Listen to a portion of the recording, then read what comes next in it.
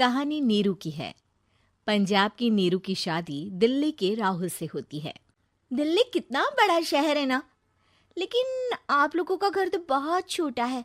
हमारे पंजाब में तो ये बड़े बड़े घर होते हैं कि मजा ही आ जाता है। कोई बात नहीं नीरू, मैं भी तुम्हारे लिए बहुत बड़ा मकान बनाऊंगा बहुत जल्दी। नीरू के पिता जहाँ पंजाब के जाने माने व्यापारी थे, वहीं उसका पति राहुल दिल्ली में एक सिंपल नौकरी करता था। माँ, यहाँ तो घी मक्खन इतना महंगा है कि क्या बताऊं। मैं तो तरस ही जाती हूँ घी खाने के लिए। नीरू की माँ को ये सुनकर बहुत दुख होता है। मेरी बेटी को घी नसीब नहीं हो रहा है और ये बहू यहाँ बैठकर घी में शक्कर डाल रही है। देख वनिता, मैं साफ कह रही हूँ, इस घर में जितना घी आएगा उतना ही मेरी बेटी के घर दिल्ली भी जाएगा।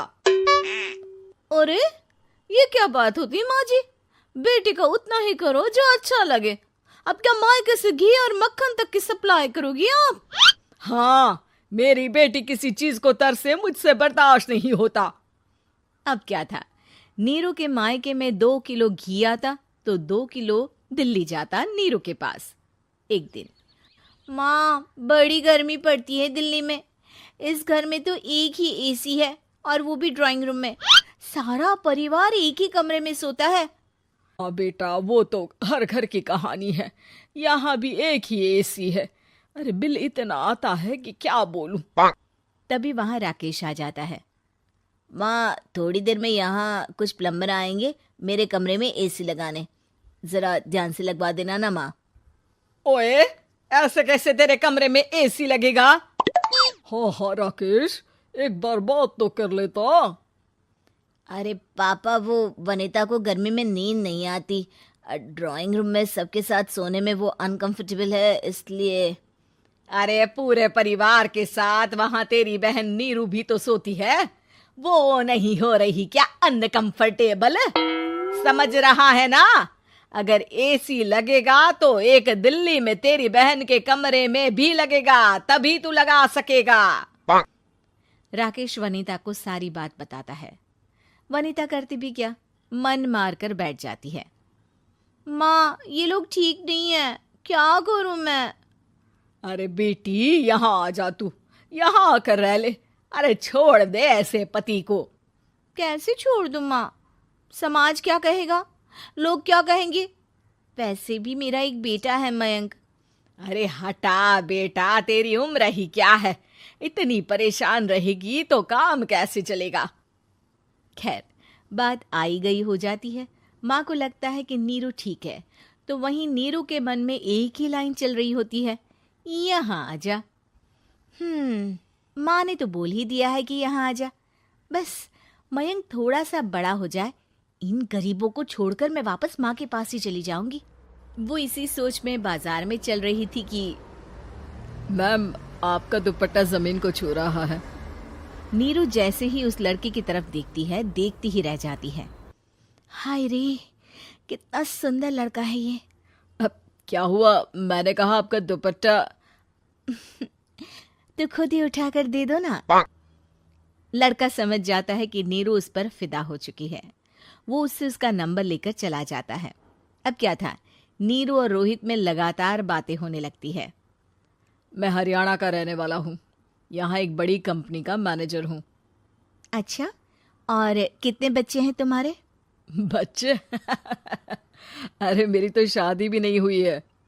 तुम बताओ, शादी करोगी? नीरू शर्मा जाती है। अब लेकिन मैं तो पहले से ही शादीशुदा हूँ। मुझे फर्क नहीं पड़ता, बस तुम शादी कर लो, भाग चलते हैं। बहुत पैसे वाला हूँ मैं, हमेशा खुश रखूंगा तुम्हें। नीरू रोहित से मिलकर सारा प्लान बना लेती है और फिर एक दिन घर से भाग जाती है। दोनों शादी कर लेते हैं। शादी के बाद, क्या बात है नीरू, तुम्हें परेशान सा देखता हूँ, सब ठीक तो है ना? हाँ हाँ, सब ठीक है।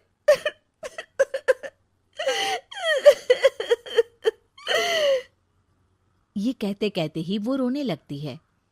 अरे क्या हो गया, रो क्यों रही हो? मैंने तुमसे एक बात छुपाई है। और वही बात अब मुझे परेशान कर रही है। रोहित, मेरा एक बेटा भी है, उसका नाम मयंक है। क्या बात कर रही हो? ये तुमने मुझे पहले क्यों नहीं बताया? देखो नीरू, मेरी माँ को मैंने ये नहीं बताया है कि तुम शादीशुदा हो। बच्चा मैं मैनेज नहीं कर पाऊंगा। नीरू को समझ में नहीं आता कि वो क्या करे। तुम उस बच्चे को अपनी माँ को क्यों नहीं दे देती? नीरू चुपके से माँ को फोन करती है। माँ, क्या मयंक को तुम रख सकती हो? बेटा, मैं राकेश के साथ बात करती हूँ। आखिर घर का बेटा वही है, जो वो बोलेगा। वैसे भी बेटा, तूने जो किया है ना, उसके बाद से पूरा घर तेरी बुराई कर रहा है। मैं भी अब किसी से तेरे लिए लड़ नहीं सकती। राकेश बेटा, नीरू ने तो जो किया बहुत ही बुरा किया, लेकिन मैं सोच रही थी कि क्यों ना मयंक को हम यहाँ ले आए। तभी वनीता बोल पड़ती है। वाह जी, ऐसे कैसे यहाँ ले आए? यहाँ क्या भंडारा भरा है? और जिस बच्चे की माँ ने नहीं सोचा, उसके लिए हम क्यों सोचे? नीरू को एक बार तो अपने बच्चे के बारे में सोचना चाहिए था ना। अरे लेकिन तेरे पास भी तो लड़का नहीं है ना वनीता। माँ, वनीता ठीक बोल रही है। कल को वो बड़ा होकर इसी घर का हिस्सा मांगेगा तो हम क्या करेंगे? माँ कहती भी तो क्या, वो चुप रह जाती है। वहीं नीरू का पहला पति कहता है। माँ, अगर आज भी वो वापस आ जाए तो मैं उसे माफ कर दूंगा। बेटा, गरीबी चीज ही ऐसी है, क्या करेगा। तू तो अब मयंक का सोच। वो बेचारा तो बिना माँ का हो गया। मयंक के खातिर तू दूसरी शादी कर ले बेटा। लोगों के लाख समझाने के बाद नीरू के पहले पति की शादी रिद्धि से हो जाती है, जिसके पहले पति से 2 बच्चे होते हैं। देखो जी, मैंने शादी सिर्फ बच्चे के खातिर की है। मैंने भी शादी सिर्फ बच्चों के खातिर की है। वहीं नीरू के दूसरे पति के मन में ये बात घर कर जाती है कि नीरू एक मासूम बच्चे को उसके खातिर छोड़ कर आई है। अब देखो नीरू, मुझे लगता है कि जो औरत अपनी कोख का बच्चा छोड़ सकती है, वो तो कुछ भी कर सकती है। कल को तुम्हें मुझसे अच्छा कोई मिल गया तो तुम तो मुझे भी बाय बाय कर दोगी ना। नीरू को अब उसका दूसरा पति ताने देना शुरू कर देता है। तंग आकर नीरू उसके यहाँ से भागकर अपने पहले पति के पास चली जाती है, लेकिन ससुराल में क्या लेने आई है नीरू, मयंक को? नहीं नहीं सासू माँ, मुझसे गलती हो गई, मुझे माफ कर दीजिए।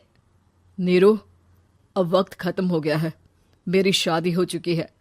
तो छोड़ दो ना उसे, हमारा बच्चा है।